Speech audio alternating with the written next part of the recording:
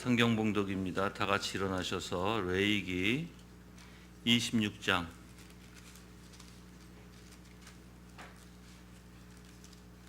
11절과 12절 다 같이 합독하시겠습니다. 26장 11절과 12절입니다. 읽겠습니다. 내가 너희 가운데 내 장막을 마련하겠고 내 마음이 너희를 싫어하지 않을 것이다. 나는 너희 가운데 걸으며 너희 하나님이 되고 너희는 내 백성이 될 것이다. 아멘. 앉아주시길 바랍니다. 오늘 기독교 강요 이제 2권 10장 7절에 들어가서 제가 말씀을 드리는데, 지난주에는 10장 1절서부터 6절까지는 구약에서의 언약과 신약에서의 언약의 동등함에 대해서 제가 여러분들에게 알려드렸어요.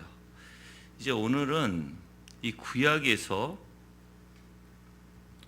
말하고 있는 영생, 그들이 무엇을 추구했는지, 또 신약에서 똑같이 우리가 바라고 있는 것이 영생이라는 것을 밝히고자 합니다.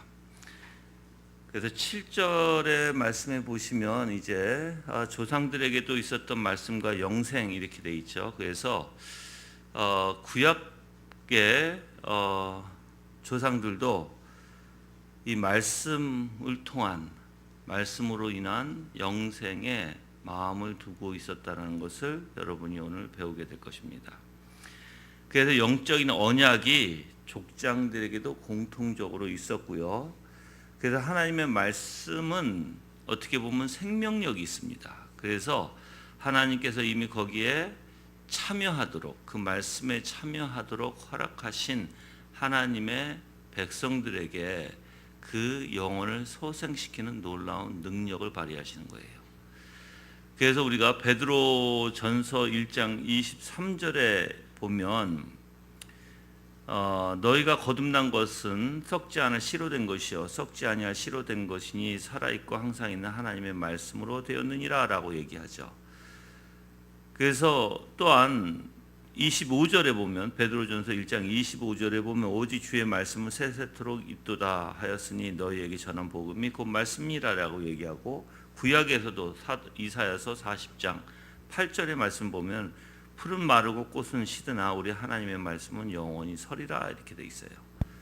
그래서 하나님의 말씀의 중요성, 즉 하나님의 말씀은 우리의 영생과 굉장히 밀접한 관계가 있다라는 것입니다. 그래서 하나님께서는 옛날, 즉 구약에 있는 유대인들에게 거룩한 말씀으로 하나님에게 결속시켰습니다. 그리고 또한 하나님의 말씀을 주심으로써 그들을 성별시켰어요. 그리고 그들에게 영생의 소망을 주셨습니다. 그래서 말씀이 있으면 하나님과의 관계가 있는 것이고, 하나님과 관계가 있는 자는 영생이 있다는 뜻이에요. 구약에서도 그러한 원리 속에서 사실 하나님께서 이스라엘 백성들을 통치하셨고 인도하셨습니다. 그래서 그들이 하나님께 더 밀접하게 연합되기 위해서 말씀을 받아야 했던 것이고요. 그리고 만물을 부패 필연적으로 해방하지 못하기 때문에, 만물은 이제 이게 무슨 원리냐면, 이 우주 만물은요 어떻게 보면 사람들을 죄로부터 해방시켜 주지 못해요. 그런데 오직 하나님의 말씀은 우리 영혼을 소생시킨다고 하잖아요. 그러니까는 이 세상에 있는 만물은 꽃은 시들다가 다시 피기도 합니다. 그래서 땅에다가 씨앗을 뿌리게 되면 그 생명을 낳기도 해요. 그렇지만 우리를 자유롭게 하지는 못해요. 오직 하나님의 말씀만이 우리를 영화롭게, 우리에게 그 생명을 가져다 주시는 것이 바로 하나님의 말씀이다라는 것입니다. 그래서 경건한 자들의 이 영혼을 하나님의 지식으로 조명하시고, 또한 하나님과 결합하게 해주시고, 특수한 방식으로, 그래서 그들이 하나님과 연합되고 하나님으로부터 관계를 갖고 그들은 영생을 얻을 수 있는 원리가 구약에서부터 신약까지 내려오는 것이에요. 이건 똑같아요. 구약이나 신약이나. 그래서 이제 뭐 아담도 그렇고 아벨도 그렇고 노아도 그렇고 아브라함도 그렇고 많은 족장들도 하나님의 말씀에 조명을 받았다는 것이에요. 하나님의 말씀에 조명받지 않고는 절대 그 누구도 소생할 수도 없고 하나님과 관계가 될 수도 없어요. 그래서 여러분들이 이제 구약에서도 그래서 저가 이제 쭉 살펴볼 것이 그런 거예요. 이제 아담서부터 이제 뭐 아브라함 노아까지 쭉 살펴볼 거예요. 그들이 어떠한 원리에서 살았으며 그들이 무엇에 근거해서 이 땅에서 살아가고 있었는지에 대해서 살펴볼 건데, 그래서 그들도 이렇게 하나님의 말씀을 조명받은 그들도 하나님의 영원 불멸의 나라로 들어가기를 소망했다는 것입니다. 이제 8절에 가서 이제 7절은 그 원리에서 끝나고 이제 8절에 가서 그래서 자기와 사귀게 하신 방식으로서 영생을 주신 하나님에 대해서 이야기해요. 즉 구약에서 하나님께서 자기 백성에게 하나님과의 친교를 허락하셨고 그 친교는 바로 영생과 연결되어 있다는 것이에요. 그래서 우리가 하나님과 관계를 가졌다. 그것은 영생과 연결이 되어 있다라는 것입니다. 만약에 우리가 이 언약의 말씀 자체를 한번 우리가 생각해 보면 주님께서는 언제나 하나님의 그 종들과 언약을 맺으시죠. 그래서 언약을 맺으시면서 오늘 말씀 레위기 26장 12절의 말씀 나는 너의 하나님이 되고 너희는 나의 백성이 될 것이다 라고 얘기하십니다. 그런데 이제 11절에 보면 내가 너희 가운데 내 장막을 마련하겠고 얘기해요. 내 마음이 너희를 싫어하지 않을 것이고, 그러니까 싫어하지 않을 것이고, 그래서 장막을 통해서 뭐야 하나님 앞에 예배드리게 하죠. 사실 그래서 이 장막은 예수 그리스도를 뜻하기도 합니다. 중보자이신 예수 그리스도가 있지 아니하면 우리는 하나님의 백성이 될 수 없듯이, 또한 그래서 이제 예수 그리스도를 말씀으로 표현하죠. 이 말씀이 없이는 우리가 하나님과의 관계가 없듯이,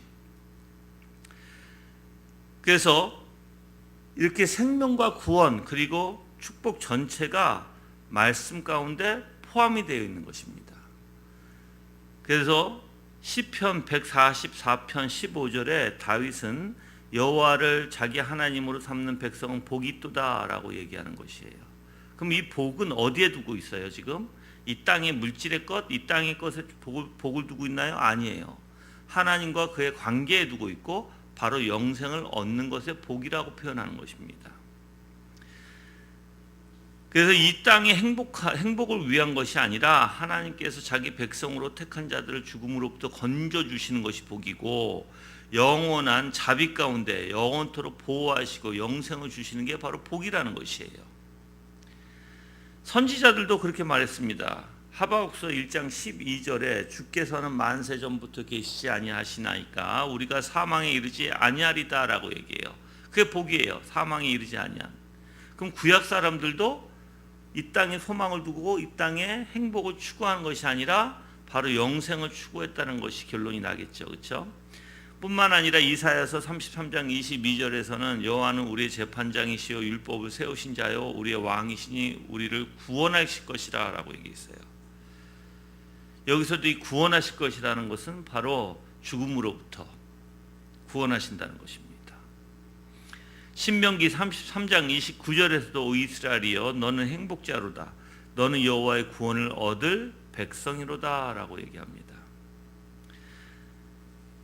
그래서 이 주님께서는 우리 하나님으로서 우리에게 뭘 주시길 원해요? 더욱더 풍성한 선한 것들을 주시고 구원을 주시고자 하시는 하나님이시라는 것이죠. 그래서 우리에게 전혀 부족함이 없이, 그렇죠? 그래서 성경에서 바로 하나님의 얼굴이 그들에게 비춰지는 순간, 즉 말씀을 통해서 하나님의 계시가 드러나는 순간, 그것이 바로 구원의 그 현실적 보증이라고 얘기합니다. 그래서 하나님께서 그들에게 조명해 주시고 계시로 나타내 주시고 그들이 하나님의 얼굴을 뵐 때, 그래서 하나님을 더욱더 깨달을 때, 얼굴을 뵀다라는 것은 그 하나님을 알았다는 뜻이에요. 이제 깨달았다는 뜻이에요. 그럴 때 바로 구원의 역사가 있게 되는 것이고, 그 구원의 역사는 바로 하나님께서 우리 하나님 백성들에게 선물로 또는 구원의 보증으로 영생을 또한 주신다는 뜻이기도 합니다. 그래서 사실 이 모세를 통해서도 증거하셨는데, 레위기 26장 11절에 보시면 아까도 읽어드렸죠. 내가 너희 가운데 내 장막을 마련하겠고 내 마음이 너를 싫어하지 않을 것이다 라고 얘기하셨죠. 즉 우리 하나님과 우리의 사이에 관계를 맺기 위해서 그 조건은 하나님이 거하신다는 거예요. 그 장막 사이에 거하신다는 것입니다. 그래서 하나님께서 이렇게 함께 거하시는 사람은요, 당연히 뭐가 있어요? 생명이 있고 영생이 있는 것이에요. 그럼 여러분들도 마찬가지로 여러분들이 하나님과 관계 안에서 하나님과의 뭐가 있어야 돼요? 관계에 더욱더 하나님을 바라보고 하나님을 깨닫는 삶으로 살아가야 되겠죠. 즉 관계가 있다는 것은 하나님을 깨달았다는 뜻이에요. 점점 깨달을 것이라는 뜻이고, 그래서 여러분들이 그 영생에는요 다른 것이 아닙니다. 믿음에는 하나님을 깨닫는 데 있는 것입니다. 그래서 또한 출애굽기도 마찬가지예요. 나는 너의 하나님이 되리라. 출애굽기 6장 7절에도 말씀하셨어요. 그래서 영적 생명의 충분한 약속을 바로 이 표현을 통해서, 나는 너의 하나님이 되리라는 표현을 통해서 이루어 주신 것이라는 것입니다. 그래서 하나님께서는 육체의 복만을 주시는 하나님이라고 선포하지 않고요, 그 영혼에 대한 하나님이 되실 것을 선포하셨고 영혼에 대한 복을 주시겠다는 것입니다. 그래서 영혼은 의를 통해서 하나님께 연합되어 있지 않는 한요 죽을 때 그 의로부터 분리된 채 남아있기 때문이다. 칼빈은 얘기해요. 그래서 이 영혼은 어떠한 존재예요? 하나님과 연합해야만 영생을 얻는 존재예요. 연합하지 않으면 뭐예요? 바로 이제 분리돼서, 하나님과 분리돼서 영원히 영벌을 받을 수밖에 없는 존재라는 것입니다. 그래서 하나님과의 연합이 있으면 바로 영원한 구원이 있고 영원한 삶이 있다는 것이에요. 굉장히 중요한 내용이죠. 그래서 저는 여러분들이 우리가 왜 말씀으로 가서 하나님을 깨닫고 말씀을 통해서 하나님을 묵상하고 말씀을 통해서 왜 하나님과의 관계 안에 있어야 되는지를 올바로 깨달았으면 좋겠어요. 그래서 우리가 왜 묵상을 그렇게 하고 있는지, 그렇죠?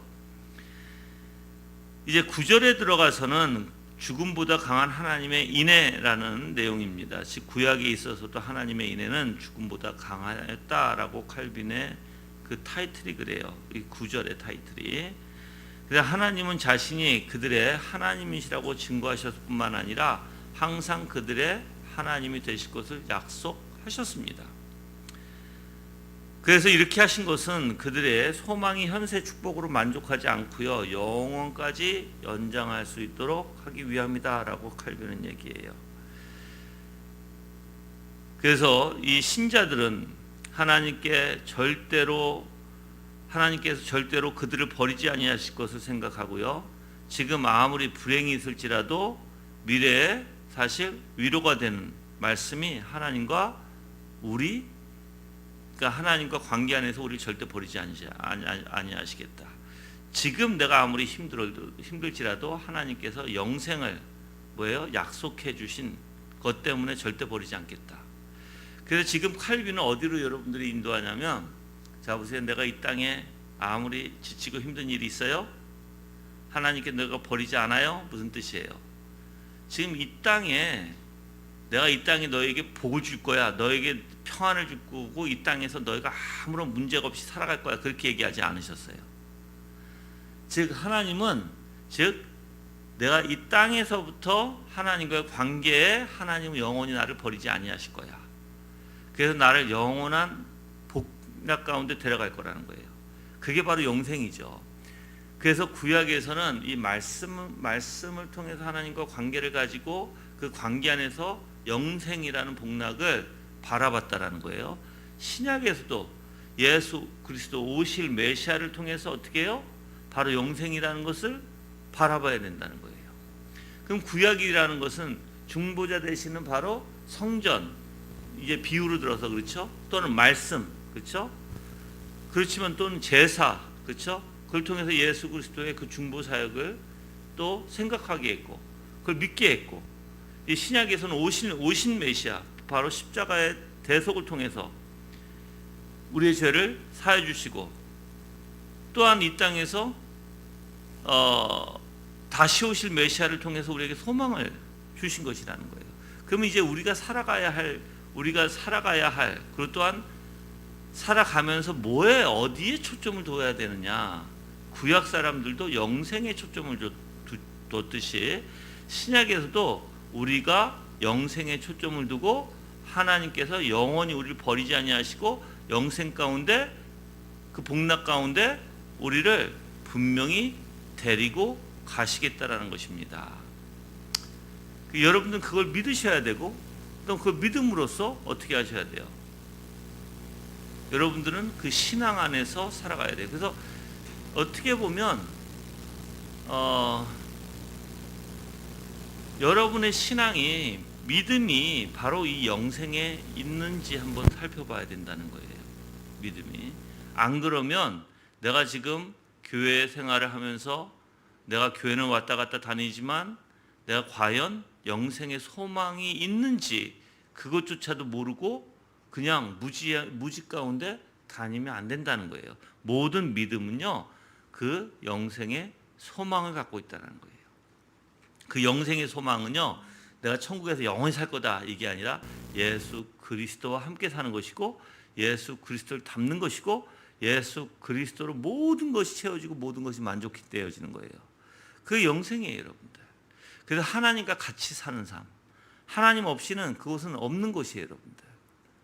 그러니까 그곳이 얼마나 복된 곳이고 얼마나 그곳이 아름다운 곳인지 우리는 그곳을 소망해야 된다는 거예요. 내가 단지 뭐 복음주의에서 얘기하듯이 천국과 지옥을 얘기하면서 우린 천국 갈 거야. 왜 천국 가? 지옥이 싫으니까, 영원히 살아야 되니까. 그게 아니죠. 바로 예수 그리스도와 그 복락을 누리기 위함이에요, 여러분들. 예수 그리스도와. 그래서 현재 아무리 불행 가운데 우리가 있을지라도 우리가 미래에 대해서는 하나님의 위로를 받기를 원하시는 하나님이시다라는 것입니다. 또한 이런 약속의 두 번째 부분을 보면 이제 하나님은 하나님의 백성에게 하나님의 그 축복이 그들을 위해서 땅에서의 삶의 한계를 넘어서 영화까지 바라보기를 원하신다는 것이에요. 그 영생까지. 자, 그래서 하나님이 이런 말씀하시죠. 내가 너와 내 후손의 하나님이 되리라. 그래서 이 부분을 칼빈이 어떻게 푸냐면 자손을 축복하세요, 그렇죠? 내가 너와 내 후손의 하나님이 되리라.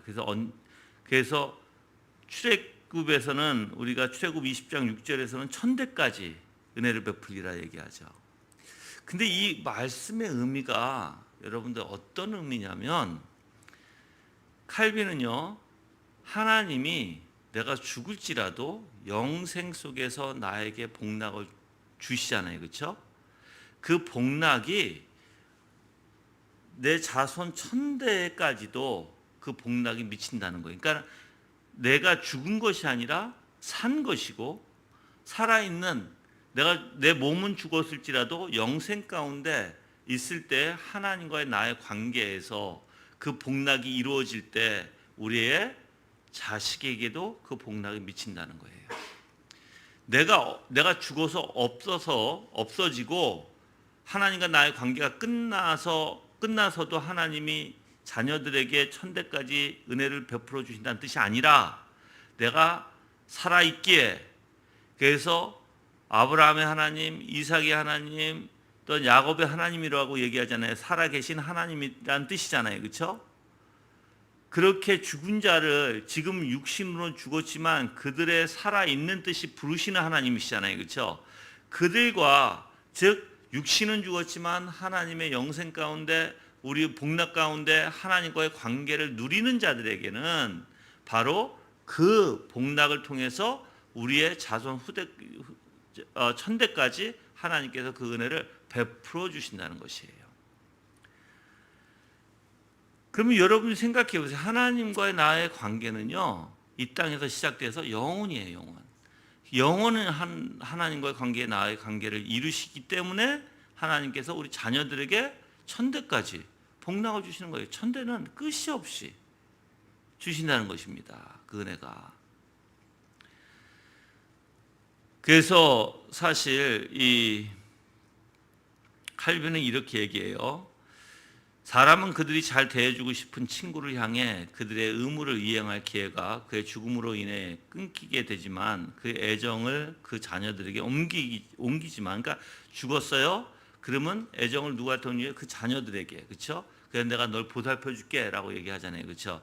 근데 하나님은 그게 아니라는 거예요. 하나님은 사람과 달라서 죽음 때문에 은혜가 중단되지 않고 그 국률의 열매를 죽은 자로부터 제거하지 않고 그들로 인해서 천대까지 은혜를 베푸시는 것이다. 즉 그들로 인해서, 즉 그들과 관계를 맺기 때문에 영화 가운데 가서도 내가 죽어서 육신은 죽었지만 하나님의 영화 가운데 가서 그 영광 가운데 가서 계속해서 하나님과 관계를 가질 때 그 관계를 통해서 자녀들에게, 우리 자녀들에게 하나님께서 천대까지 그 은혜를 베푸실 것이다라는 것이에요. 놀라운 거죠.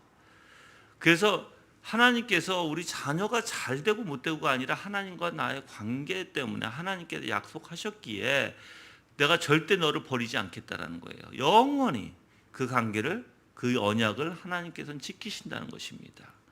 그 지키는 그 표가 뭐예요? 바로 자녀들에게 천대까지 내가 은혜를 베풀이라 라고 얘기하신 것이라는 것입니다. 그래서 주님께서는 이러한 명백한 증거에 의해서 그들이 죽은 후에까지 경험할 그의 자비의 위대함과 풍성함을 그들에게 보이기 위해서 그들이 모든 후손에까지 넘쳐 흘러간다고 묘사했다라고 칼빈은 얘기합니다. 그래서 주님께서는 이 약속이 참되다는 걸 보증하셨고요. 그래서 이제 뭐 아까도 얘기했지만 아브라함, 이삭의 하나님, 야곱의 하나님이라고 불렀잖아요, 그렇죠? 그러니까 즉 이 약속이 참되다는 걸 보증하기 위해서 그들이 죽은 후에도 살아있는 자같이 나는 아브라함의 하나님, 이삭의 하나님, 야곱의 하나님이라고 부르신다는 것입니다. 만약에 그들이 죽어 없어졌는데도 그냥 아브라함의 하나님, 이삭의 하나님 무슨 소용이 있냐는 거죠, 그렇죠? 만약에 죽어서 없어졌으면 그거로 끝나는 것이지 계속해서 부를 이유가 없지 않냐는 것이에요. 그래서 이 누가복음, 아니 마태복음에서도 이제 예수님이 논박하는 과정이 나와요. 즉 마태복음 22장에 보면 이제 사두개인들이 이제 논박을 해요. 즉 형이 장가 갔어요. 근데 죽었어요. 그래서 죽었으면 그 부인은 어떻게 해요? 둘째에게 가죠. 둘째도 죽었어요. 그래서 그 부인이 셋째에 갔어요. 셋째 죽었어. 나중에 천국 가면 그럼 그 부인은 누구 것이니까? 라고 물어봐요. 그래서 예수님 뭐라고 해요? 장가도 없다라는 것이에요. 천국에는 천사들처럼 장가가는 일이 없다라고 얘기하시죠. 자, 그 말씀을 하시면서 사두개인의 반박 뭐예요? 부활이 있다라는 것을 말씀해 주셨어요. 영생이 있다라는 거예요. 거기에는, 그렇죠? 그래서 이 성도들은 하나님의 영광 가운데 있게 되고요. 산자와 죽은 자를 심판하시는 하나님께 보호를 받게 돼 있고요. 죽음에 의해서도 소멸되지 않는, 그래서 영생 가운데 거할 수밖에 없는 원리를 사실 칼빈은 얘기합니다. 자, 그러면 이제 종합해서 이제 더 나가기 전에, 왜 그러냐면 이제 10절에 가서는 이제 이 땅의 사람들과 비교해요. 지금까지 제가 말씀드린 것 좀 종합해 드릴게요. 자, 그럼 여러분들 영생이 중요하죠. 그럼 영생이 중요하면 뭐가 중요하지 않다는 거예요. 이 땅의 일들이 중요하지 않다는 것을 얘기해요. 그래서 구약의 사람들도 사실 하나님의 그 영광 가운데 영생을 바라보고 영생에 마음을 두고 소망을 두고 살았다는 거예요. 그렇죠? 그걸 이제 사실 10절서부터 증거로 이제 나와요. 이제 그 10절에서는 지상적인 것이 아니었던 고대인들의 축복, 즉 이 축복이 지상에 있는 것이 아니라 하늘에 있었다는 거예요. 그럼 내가 한 가지 물어볼게요. 이제 내가 쭉 나가기 전에 여러분들은 하늘에 축복을 얻기 위해서 이 땅에서 굉장히 힘들고 지치고 어려운 삶을 살아도 괜찮을까요? 그것부터 한번 생각해 보셔야 돼요. 내가 하늘의 축복을 얻기 위해서 오히려 나는 이 땅에서 나그네의 삶이 되고 오히려 나는 이 땅에서 정말 힘든 지치는 어려운 삶으로 하나님이 나를 훈련시킬 수 있거든요. 그렇죠? 그래도 여러분들은 내가 이 세상에 살면서 그렇게 힘든 가정을 내가 갈지라도 나는 영생의 소망을 두고 영생의 축복을 위해서 이 세상의 모든 것을 배선물로 여기고 살겠다. 그렇게 생각하시나요?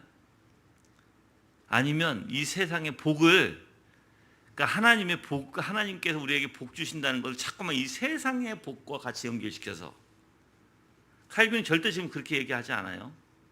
이 세상의 복과 연결시켜서 내가 잘 되려고, 내가 또한 복 받으려고, 그래서 그래도 하나님을 믿었으니까 날 잘해 주시겠지, 내가 하나님 믿었으니까 그래도 하나님께서 나에게 그 복을 내려 주시겠지 이 땅에서. 아니에요, 여러분들. 절대 아닙니다. 그런 의미로 칼빈이 얘기하는 게 아니에요. 오히려 이제 칼빈은 뭐라고 얘기하냐면 이 땅이 얼마나 저주받은 땅인지, 이 땅이 얼마나 수고해야 되는지, 이 땅에서 얼마나 어려운 일들이 있는지에 대해서 이제 칼빈이 얘기해요. 그래서 신자들은 다른 곳에 더 좋은 생활이 그들을 위해 있다는 것을 깨닫고, 다른 곳이 뭐예요? 이제 영생이에요. 거기에 더 좋은 것들이 있다는 것을 깨닫고 하늘에 속한 것을 묵상하기 위해 땅에 속한 생활을 무시하도록 주의 가르침을 받았다라고 표현합니다. 그러면 하나님께서 이 땅에 내가 이 땅의 생활을 무시하도록 하나님 나라를 어떻게 하신다? 훈련시켜 나가신다. 너 이 땅에 마음을 두지 마. 이 땅에 너 생각과 마음. 그러니까 우리가 완전 반대죠. 우리는 이 땅에서 잘 살아야 돼. 이 땅에서 돈 벌어야 돼. 이 땅에서 잘 나가고 이 땅에서 평화로워야 돼. 근데 반대로 하나님께서는 그리스도인들에게 뭐 한다? 너 이 땅에 소망을 두지 마. 이 땅에 속한 모든 생활 너 무시해. 그걸 훈련시킨다는 거예요. 그렇게 하기 위해서. 그래서 칼빈은 첫째, 하나님께서 그들에게 명하신 생활 방식은 계속적으로 훈련이었다고 표현해요. 계속적인 훈련. 그 현세 생활에서 만약에 행복을 느낀다면 그것이야말로 만인 가운데 가장 가련한 자라는 것을 깨닫게 하는 훈련이라는 거예요. 내가 이 세상에 이 현세 생활에서만 행복을 느낀다? 야, 너는 가장 가련한 자야. 그것을 깨닫게 하는 훈련을 시켜주신다, 우리에게 하나님은.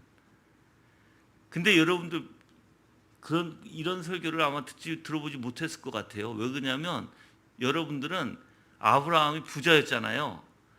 그렇죠? 욥도 부자였잖아요. 다윗도 어떻게 보면 왕이었잖아요. 통치였잖아요. 솔로몬도 부자였잖아요. 그러니까 다들 이 땅에 뭘 원해요? 현세의 행복을 원하죠. 근데 칼빈은 지금 반대로 얘기해요. 행복을 느낀다면 현세 생활에서 행복을 느낀다면 그것이야말로 만인 가운데 가장 가련한 자라는 것을 깨닫게 훈련시킨 것이다라고 얘기해요. 그래서 이제 아담서부터 시작합니다. 아담서부터. 이제 잘 들어보세요, 여러분들. 여러분이 생각하기에 기독교가 이 땅에서 내가 복을 받고 잘 되기 위한 것인가? 아마 그게 완전 깨질 것 같아요. 예. 그래서 이 설교를 잘 들어보세요. 자, 아담은 그 잃어버린 행복을 생각만 해도 매우 불행했겠죠. 잃어버렸어요. 그 행복을. 하나님과의 관계적인 행복. 정말 수고하지 않아도 먹을 수 있었던, 그렇죠? 영생이 있었던 그런데 그것을 저버렸어요. 선악과를 따먹음으로써 하나님의 말씀을 저버리면서 이제 죄인이 된 거예요. 그렇죠? 근데 자, 잃어버린 행복을, 그 행복을 생각하면 어떨까요? 그가 매우 불행하게 생각하겠죠. 여러분들 딱 따먹고 나서 이제 하나님과의 어떻게 보면 분리가 됐잖아요. 분리가 되면서 자기가 생활했던 것 같고 완전 다른 생활이 생기잖아요. 그러면서 이제 피땀 흘려서 먹어야 되잖아요.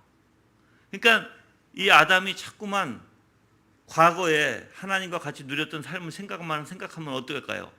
자기의 삶이 굉장히 불행하잖아요. 그렇죠? 근데 하나님이 뭘 주셨냐면 걱정하며 수고함으로써 생계를 유지하게 하셨다는 거예요.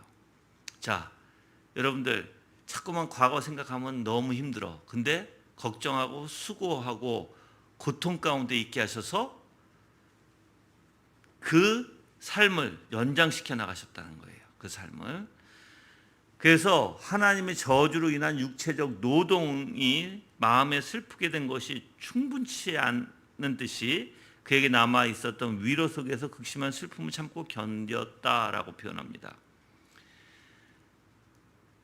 고통 가운데 그 행복을 바라보지만 행복을 찾지 못하잖아요. 다시 그렇죠? 그렇지만 그 고통으로 살아갈 수 있도록 하나님께서 그 문을 열어주시고, 그래서 그 고통 가운데서도 슬프고 불행한 그 삶을 이기게 하셨다는 것이에요.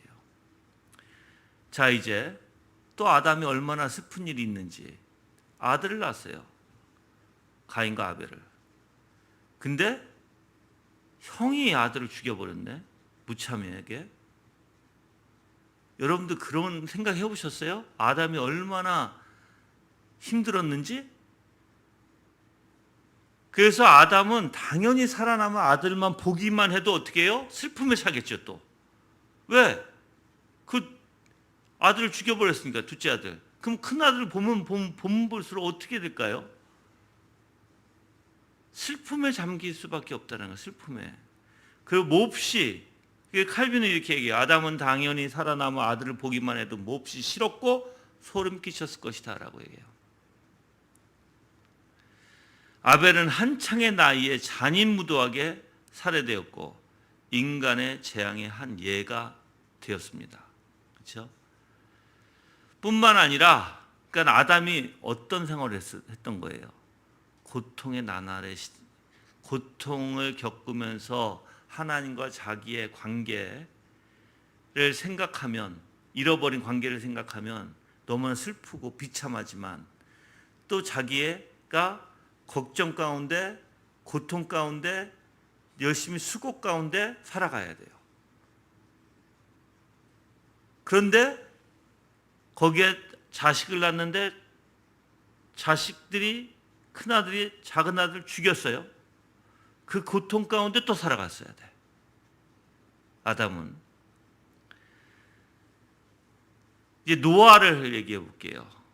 이 노아 때 이 땅에 어떻게 됐어요? 사람들이 쾌락에 빠졌죠. 근데 노아는 방주 짓는 일에 자기 생의 대부분을 보냈어요. 그렇죠? 굉장히 오랜 시간이죠. 그래서 그는 죽음을 면하기는 했죠. 근데 더 큰 고충을 겪었어요. 사실 노아는. 왜 그러냐면 방주 안에 10개월 동안 일종의 무덤 같았을 뿐만 아니라 짐승들의 배설물 속에서 잠겨서 감금 상태에 있었습니다. 또한 난간을 극복하고 난 다음에 다시 새로운 슬픔에 빠졌어요. 왜 그래요? 아들이 자기를 조롱했어. 그래서 노아는 뭘 했어요? 아들을 저주했어 또. 그렇죠? 그러니까 계속해서 슬픔의 연속이라는 거예요. 슬픔의 연속, 고통의 연속, 삶이 어려움의 연속, 아픔의 연속이라는 거예요, 여러분들. 우리도 봐요, 여러분들. 우리 주변을 봐요. 얼마나 우리가 서로 아픔을 주고 아파하며 살고 있는지. 저만 봐도 그래요. 그게 인생이라는 거예요, 그게. 이 땅에, 근데 여러분들이, 자, 하나님께서 왜 그렇게 고통을 주시는가, 그럼? 이 세상에 마음을 두지 마라. 이 세상에 행복을 찾지 마라. 오직 누구에게 행복을 찾아야 된다? 영생에 나와 함께 하시는 바로 그 하나님으로부터 행복을 찾아라라는 거예요. 이 땅에는 어떤 것도 소망이 없다. 이 땅을 바라보지 마라. 이 땅에 살아나가는 거 온통 어려움과 고통과 고난밖에 없다. 슬픔밖에 없다. 좌절밖에 없고 이 땅을 바라보지 말라는 것입니다. 그러면서 이제 11절에 들어와서 아브라함의 믿음의 삶의 실상을 얘기합니다. 여러분들 아브라함을 생각하면 어떻게 보면 우리의 믿음의 조상이라고 표현하잖아요. 그렇죠? 그래서 믿음은 훌륭한 모범으로 제시되어 있어요. 그렇죠? 그래서 하나님의 자녀가 되기 위해서 우리는 아브라함의 족속의 일원으로 간주되어야 하는 것이다 라고 칼빈은 얘기합니다. 그리고 아브라함이 모든 신자들의 조상이라든지 그가 그들 중에서 가장 멀리 떨어진 구석조차 차지하지 못하고 있으니 그것보다 더 모순된 말이 있을 수 있겠는가. 무슨 뜻이냐면 자, 믿음의 조상이라고는 얘기하는데 그의 삶이 얼마나 힘들었던 삶인가. 그러니까 우리는 생각하기에 믿음이라면 복이잖아요. 그렇죠? 근데 이 복된 삶과 아브라함의 진짜 삶을 보면은 완전 동떨어진다. 이게 모순되는 것 같이 보인다라는 그 뜻이에요. 그래서 아브라함은 온통 불완전 삶을 살 수밖에 없었어요. 여러분들 아브라함이 잘 나가려고 할 때, 즉 잘 살려고 할 때 하나님이 아브라함을 불러요. 그 창세기 12장 1절이죠. 그렇죠? 즉 그 있는 곳에서 아비데라와 같이 잘 살게끔 되어 있었어요. 부자였어요, 여러분들. 근데 하나님이 아브라함을 불러냅니다. 그래서 하나님께서는 그 부모와 친구들로부터 멀리 떠나게 해요. 자기 고향과, 그렇죠? 그래서 하나님께서 마치 고의적으로 아브라함을 꼭 보면 그의 즐거움을 박탈하기 위해서 그를 부르셨다라고 칼빈은 얘기해요. 고의적으로. 그리고 가서 살라고 명령받은 땅에 이르자마자 어떤 일이 생겼어요? 기근이 생겼어요. 창세기 12장 10절 그 땅에 기근이 들어오므로 아브라함이 애굽에 거류하려고 그리로 내려갔으니 이는 그 땅에 기근이 심하였음이라고 얘기해요. 어렵게 힘들게 도착했는데 정말. 근데 또 도착하면서 어떻게 해요? 아내가 이쁘니까 자기 목숨을 잃을까 해서 아내를 자기 누이로 얘기해요. 속여요. 그렇죠? 생명을 보존하기 위해서. 그 비참하잖아요. 창세기 12장 11절에 그가 애굽에 가까이 이르렀을 때 그의 아내 사라에게 말하되 내가 알기에 그대는 아리따운 연인이라 라고 얘기하면서 하죠. 여러분들 그래서 아브라함이 하나님이 가라고 하셨던 그 땅에 갔을 때 기근으로 쫓겨날 수밖에 없었고 또한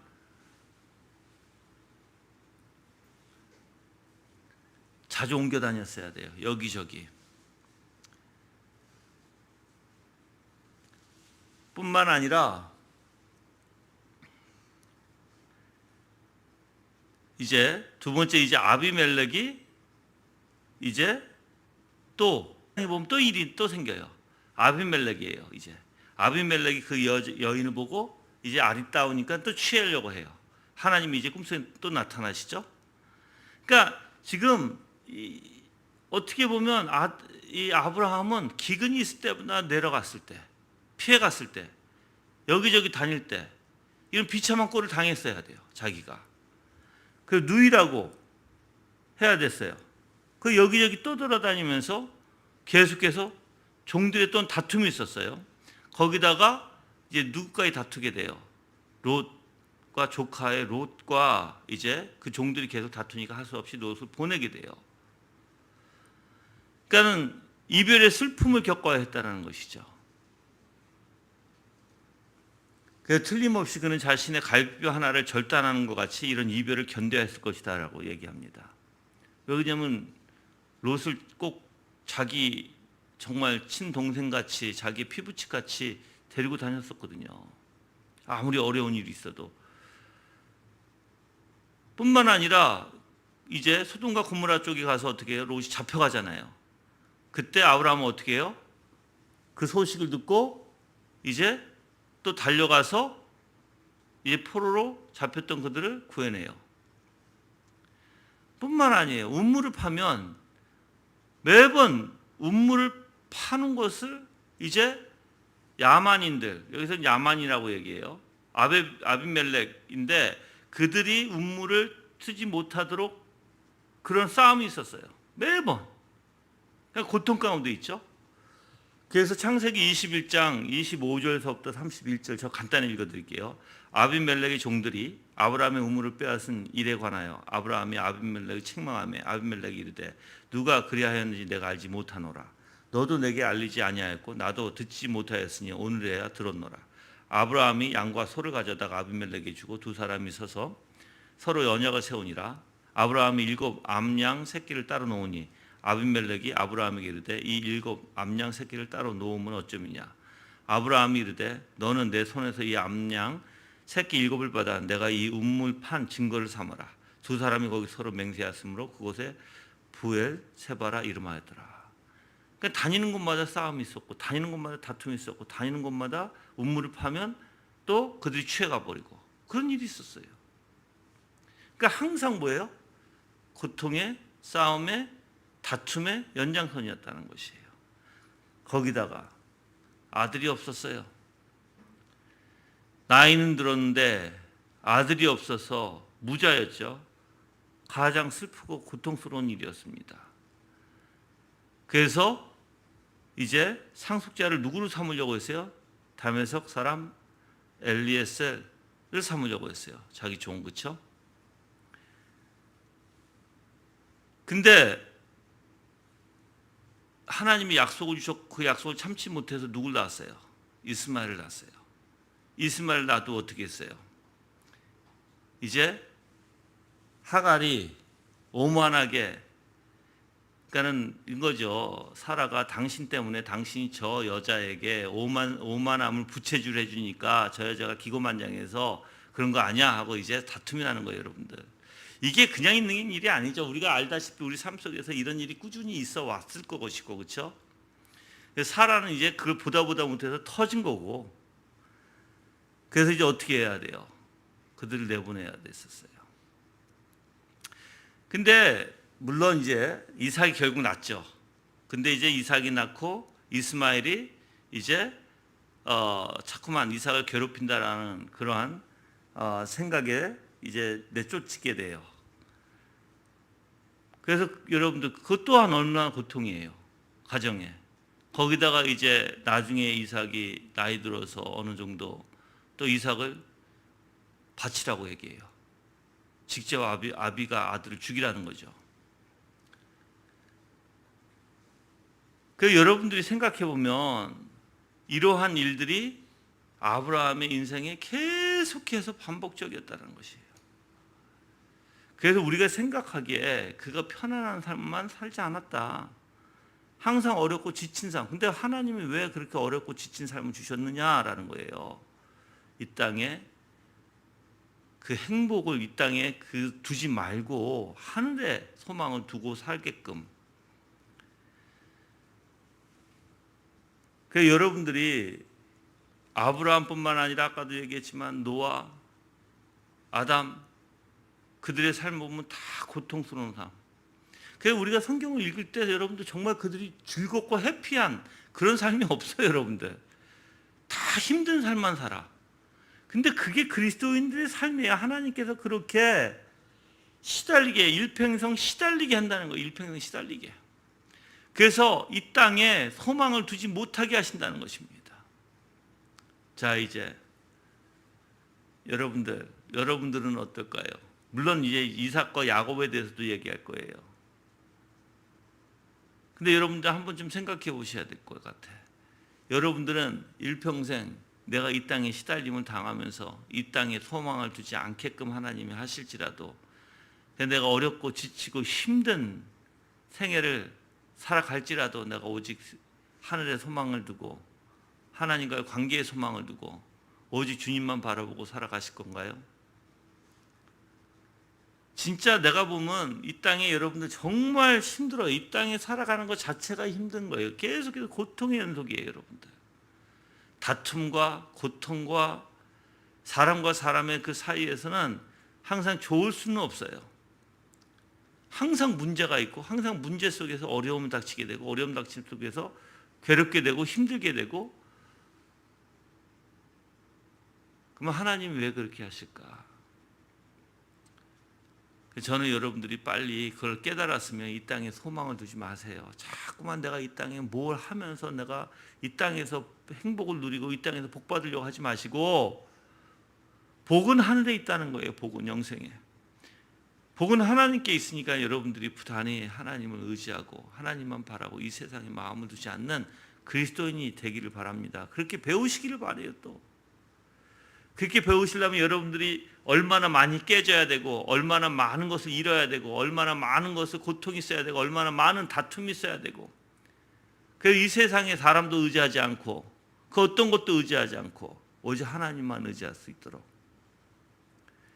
근데 여러분들이 아직까지 그게 안 되면 계속한 하나님이 그런 훈련을 통해서 계속적으로 여러분들에게 이 땅에 행복을 두지 못하게 한다는 거예요. 자, 이삭과 야곱 살펴볼게요. 12절에 들어와서 이삭은 고생을 비교적 심하게 하지는 않았지만 즐거움이라고 거의 조금도 맛보지 못한 사람이었다라고 칼빈은 얘기합니다. 그 역시 지상에서는 행복하게 사는 것을 허락받지 못한 사람처럼 많은 고생을 겪었는데, 자, 기근 때문에 그도 가나안 땅에서 쫓겨나야 했고요. 창세기 26장 1절이에요. 또 아내를 자기 품에서 빼앗긴 때도 있었어요. 그래서 창세기 26장 7절에 보면 그곳 사람들이 그의 아내에 대하여 물음에 그가 말하기를 그는 내 누이라 하였으니 리브가는 보기에 아리따우니라. 그곳 백성이 리브가로 말미암아 자기를 죽일까 하여 그는 내 아내라 하기를 두려워함이라 했어요. 자, 아비하고 똑같아요. 똑같은 일이 벌어져요. 기근 때문에. 그것도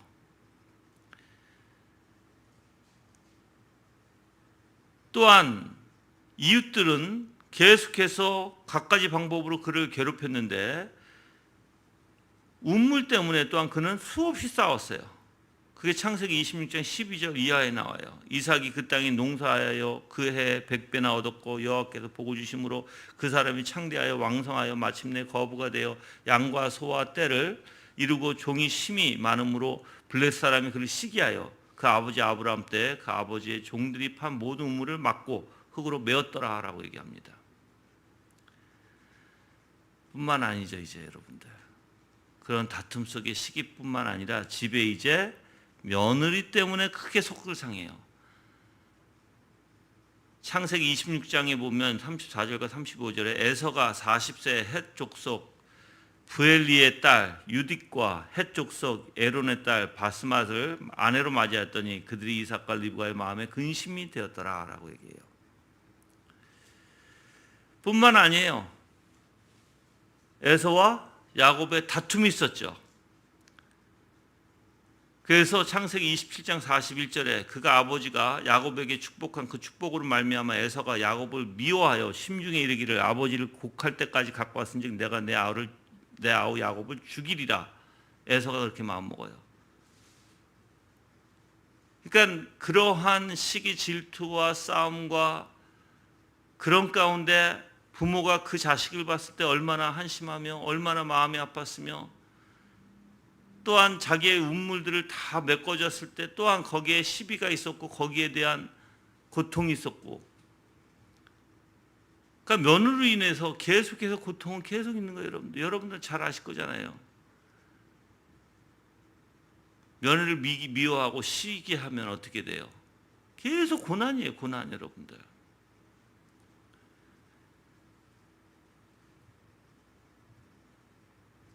그래서 이 에서를 피해서 이제 야곱을 어떻게 했어요?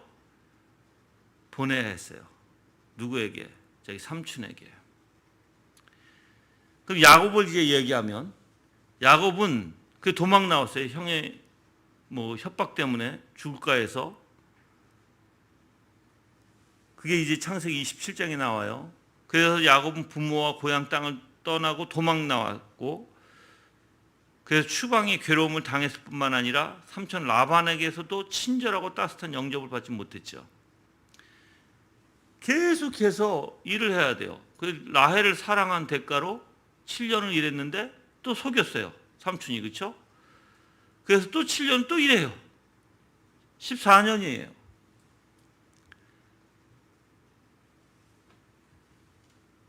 그래서 창세기 31장 40절에는요 뭐라고 하냐면, 내가 이와 같이 낮에는 더위와 밤에는 추위를 무릅쓰고 눈 붙일 겨를도 없이 지냈나이다. 눈 붙일 겨를도 없이 일을 했다는 거예요.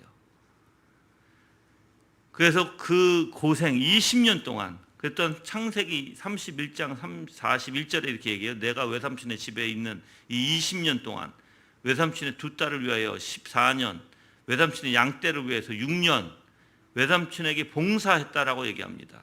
근데 외삼촌께서는 내 품삯을 10번이나 바꿨다라고 얘기해요. 부당한 행동이죠. 어떻게 보면. 그렇죠? 그걸 계속 당했어야 돼요. 뿐만 아니라 가정도 형편이 힘들었어요. 왜? 평안치 않았죠. 라헬과 이제 레아가 서로 다투니까, 서로 아내들이 미움과 말다툼과 질투 때문에 거의 파탄의 지경까지 갔죠. 창세기 30장 1절에 라헬이 자기가 야곱에게서 아들을 낳지 못함을 보고 그 언니를 시기하여 야곱에게 이르되 내가 자식을 낳게 하라. 그렇지 아니하면 내가 죽겠노라. 얼마나 여러분들 이게 얼마나 힘든 일인 줄 아십니까? 부인한테 시달리는 게 진짜 이것도 한두 번도 아니고 한 해도 아니고 계속해서 여러분들 서로 시기하고 질투하고 싸우고, 자녀들끼리 시기하고 질투하고 싸우고 서로 죽이려고 해도 힘든 판인데, 그래서 하나님께서 이제 그 고향으로 돌아가라고 하죠. 야곱에게. 그리고 이제 어떻게 해요? 도망치듯이 나와요. 몰래.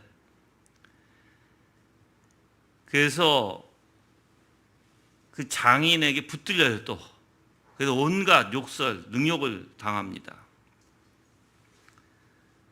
근데 하나님의 은혜 가운데 그 라반에게 나와서 하나님께서 그를 죽이지 말라라고 얘기하시죠. 그리고 또한 그 형 에서를 만날 때 어떻게 했나요? 너무 두려웠죠.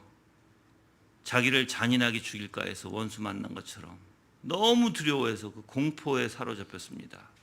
그래서 창세기 32장 7절과 11절에 보면 야곱이 심히 두렵고 답답하여 자기와 함께한 동행자와 양과 소와 낙타를 두 떼로 나누고 내가 주께 간구하오니 내 형의 손에서 에서의 손에서 나를 건져내시옵소서. 내가 그를 두려워하면 그가 와서 나와 내 처자들을 칠까 겁이 나기 때문이니다 라고 얘기해요. 얼마나 두려웠으면 압록강에서 이제 하나님과 씨름해서 이길 정도로 얼마나 두려웠으면, 그 부여잡고 싸웠는지, 얼마나 간구했는지 하나님 앞에. 그 에서를 만나지 야곱은 거의 반쯤 죽은 것처럼 형 발 앞에 엎드리죠. 그리고 에서가 이제 호의를 보이기 시작합니다. 뿐만 아니라 여러분들, 야곱이 고향에 이제 들어서자마자 어떤 일이 벌어져요? 고향 가까이 했을 때 사랑하는 아내 라헬을 잃어버려요. 그리고 베냐민이 마지막이에요. 그렇죠? 베냐민 나면서 라헬이 죽어요. 그 후에 또 요셉은 어떻고요? 요셉은 형들한테 시기를 당해서 이제 팔려가요. 그런데 이제 죽었다라고 얘기해요. 죽었다고 소식을 들어요. 맹수에게 찢겨 죽었다는 소식을 들어요. 그래서 아들이 죽었다는 소식을 듣고 슬픔에 잠겨요. 그러니까 얼마나 힘들었으면 오랫동안 울고 그도 자기도 아들 따라 무덤으로 내려가겠다고 얘기할 정도로 힘들었다는 것입니다. 뿐만 아니라 이제 여러분들 잘 아시다시피 세겜 사건이 터지죠. 우리가 창세기 34장에 보면 디나 사건이 나오거든요. 디나가 강간을 당해요. 그리고 그 아들들이 복수를 해요. 그렇죠? 근데 이제 야곱은 그 주민들의 미움을 사서 이제 자기가 죽게 생겼다 이렇게. 왜냐하면 이제 디나 사건을 통해서 살인이 벌어지니까 그 족속들이 이 야곱을 가만두지 않겠다라는 것이죠.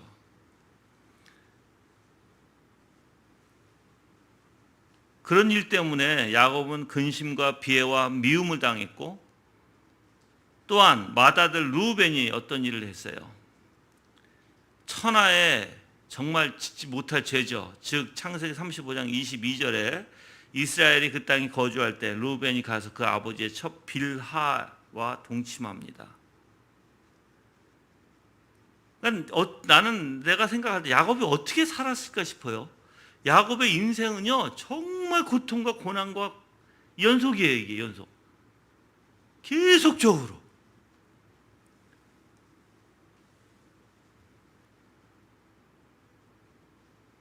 거기다가 또 근친상간이 또 이루어져요. 유다와 다말 사건이에요. 그러니까 가족 안에 이런 일이 계속 벌어지는 거예요. 지금 얼마나 힘들까, 얼마나 지쳤을까. 그래서 나중에 이제 뭐 베냐민까지 이제 잡혀갈, 뭐 물론 요셉이 꾀를 냈지만 그 아버지로서는 베냐민까지 끌려가야 할 판이잖아요. 그러니까 얼마나 속이 상했고 얼마나 힘들었으며, 나중에 이제 가서 바로를 만나게 되죠. 그러면서 뭐라고 얘기하냐면, 바로왕 앞에서, 이게 창세기 47장 9절이에요. 야곱이 바로에게 이르되 내 나그네 길에 세월이 130년이니이다. 내 나이가 얼마 못 되니 우리 조상의 나그네 길에 연조에 미치지 못하나 험악한 세월을 보냈나이다 라고 얘기해요. 험악한 세월을 보냈나이다. 자기 인생이 얼마나 힘들었으면. 계속적인 자기의 인생의 계속적인 비참함 연속이었습니다. 자, 아까도 얘기했죠. 여호와 하나님께서는 왜 이렇게 야곱에게, 아까도 얘기했지만 또한 뭐 노아에게, 아브라함에게, 아담에게 왜 이러한 고통을 주시나요? 이 세상의 번영, 이 세상의 행복 다 잊으라는 거예요. 오히려 이 세상의 행복을 잊고 하늘에 소망을 두고 살아라. 그거 주시는 거예요. 그러니까 여러분이 지금 힘들고 지칠지라도 아파하고 슬퍼하지 마세요. 네, 슬프고 힘드니까는 아파하겠죠. 그렇지만 하나님께 소망을 두고 이 세상에 그 어떤 것도 미련도 두지 마시고, 어떤 것도, 그래서 바울이 얘기했듯이 이 세상에 자기가 살아가는 것은 뭐예요? 모든 것이 다 배설물 같이 여기는 거. 그래서 오직 하나님에게만 소망을 두는 거.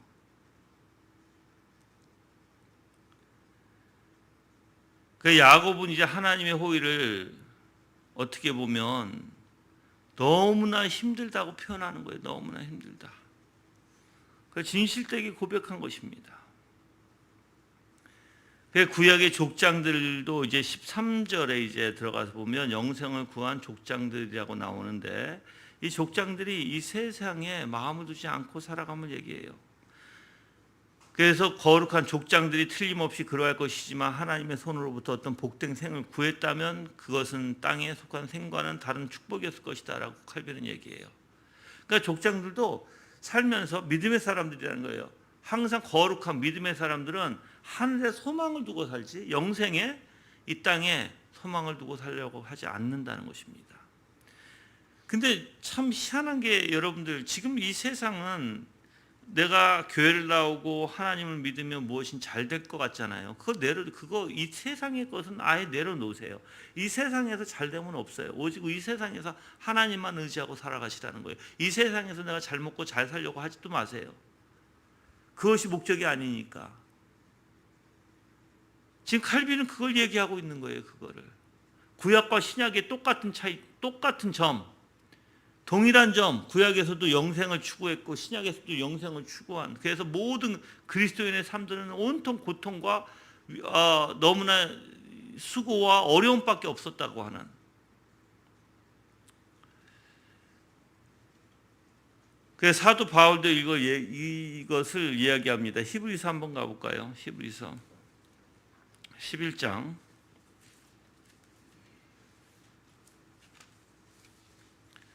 9절과 10절 먼저 읽어볼게요.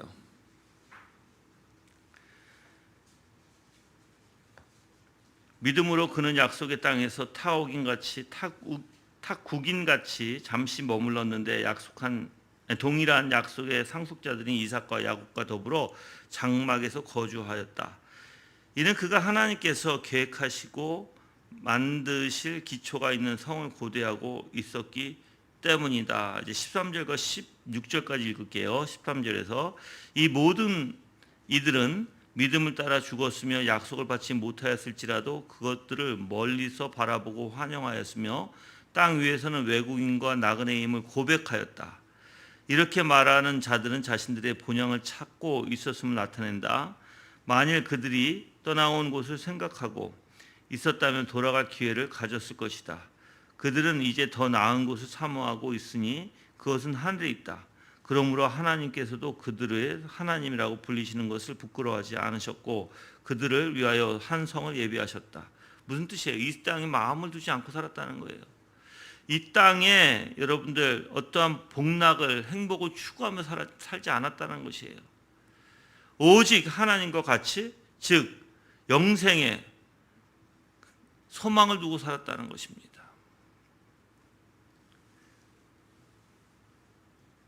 그래서 그들은 오직 미래에 소망을 두고 지상에서는 이루어질 소망이 없는, 집요하게 추구하지도 않았고, 만약에 세상의 것을 추구했다면 어리석었을 것이다 라고 칼빈은 얘기해요. 그래서 모세도 모세도 똑같이 얘기하고, 또한 창세기 47장 9절에서도 바로 우리 같은 사람들을 나그네라고 표현하는 거. 오늘 여기서도 그렇잖아요. 13절에 외국인과 나그네임을 고백하였다라고 표현하잖아요.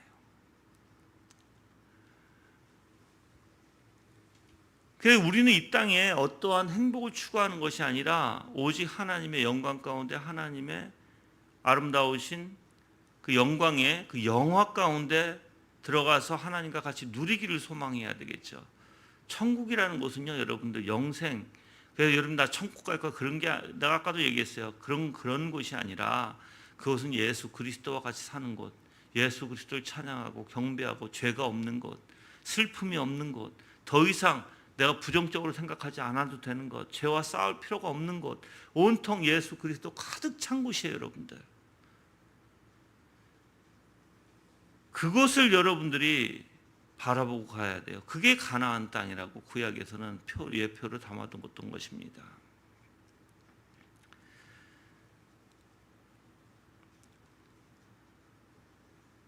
그래서 여러분들이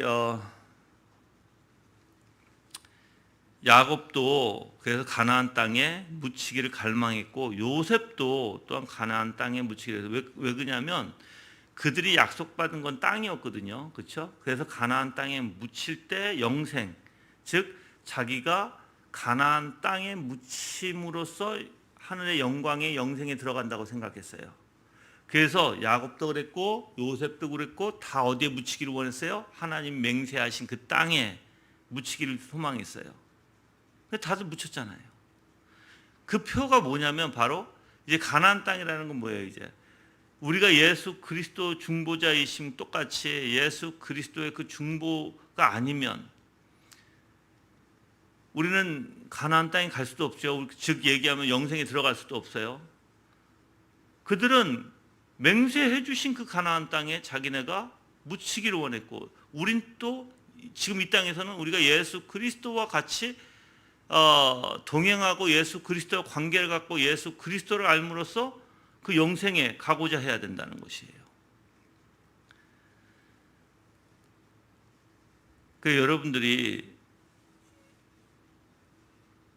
정말 마음을 어디에 두고 사는지 한번 다시 살펴보기를 바랍니다. 정말 이 세상에 내가 이 세상에 내가 어떠한 평안함, 쾌락 또는 행복, 즐거움 이 세상에서 찾지 마시고 하나님은 절대 그것을 가만두지 않으실 거예요. 아까도 얘기했지만 훈련시켜서 계속해서 이 땅에서 여러분들이 오히려 정말 그 훈련 가운데 하나님을 바라보고 하나님을 묵상하고 하나님께 소망을 두기를 원하시지, 그래서 여러분들에게 그 고통과 고난을 허락해 주시는 것이라는 거예요. 그래서 여러분들 절대 이 땅에 소망을 두지 마세요. 이 땅의 행복조차도 찾지 마세요.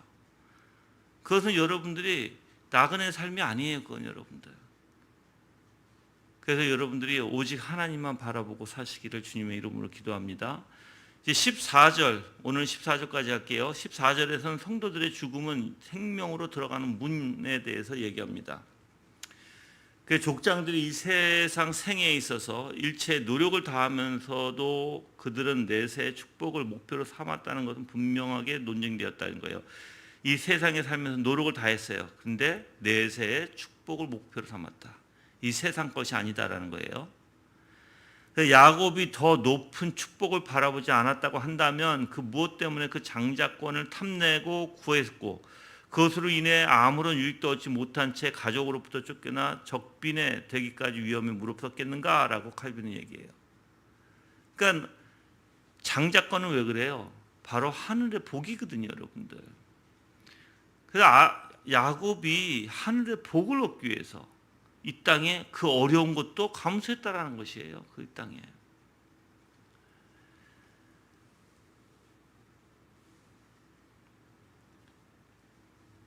또한 임종시에 야곱은 이렇게 얘기했죠. 창세기 49장 18절에 여호와여 나는 주의 구원을 기다리나이다 라고 얘기해요. 지금 죽으면서 뭘 원하는 거예요? 주의 구원을 기다린다. 바로 영생, 바로 그 하나님과 같이 있을 그 복락을 기다리는 거예요. 죽으면서도. 그래서 만약에 임종시에 이러한 영생을 몰랐다면 이런 말을 했을까요? 이런 말을 하지 않았겠죠. 발람도 마찬가지였어요, 여러분들. 민수기 23장 10절. 발람은 사실 여러분들 사악한 자예요. 그도 이렇게 얘기해요. 나는 의인의 죽음같이 죽기를 원하며 나의 종말이 그같이 되기를 바란다 이렇게 표현해요. 무슨 뜻이에요? 죽음에는 의인들은 영생이 있기 때문에 그렇죠. 발람도 알았어요, 여러분들. 다윗도 성도의 죽을 것을 여호와께서 귀중히 보시는도다라고 해요. 성도의 죽는 것을 여호와께서 귀중히 보신다. 여러분들, 우리는 분명히 죽음이라는 것을 맞이할 수밖에 없어요. 그렇죠? 근데 이 땅에 소망을 두지 마시고 오직 하늘에 소망을 두시고 이 땅에서는 아무리 어렵고 지치고 힘든 일이 있을지라도 하나님만 바라보고 살아가고 하나님께서 어려움을 주실 때 왜 주시는지 이 땅에 소망을 두지 말라고 주시는 것을 깨닫고 오직 주님만 바라보시길 바라요. 여러분 삶 속에 다툼이 있지 않는 곳이 없고 어려움이 있지 않는 곳이 없잖아요. 다 있잖아요. 그런데도 왜 우리가 이 세상에 소망을 내려놓지 못할까요? 이 세상에 내가 어떤 꿈을 바라고 있고 이 세상에 어떠한 것을 바라고 있는 것은 미련한 짓이에요. 미련한 짓, 여러분들. 오직 하나님께 소망이 되는 그리스도인이 되기를 주님의 이름으로 기도합니다. 예. 오늘 말씀을 통해서 여러분들이 정말 이 세상에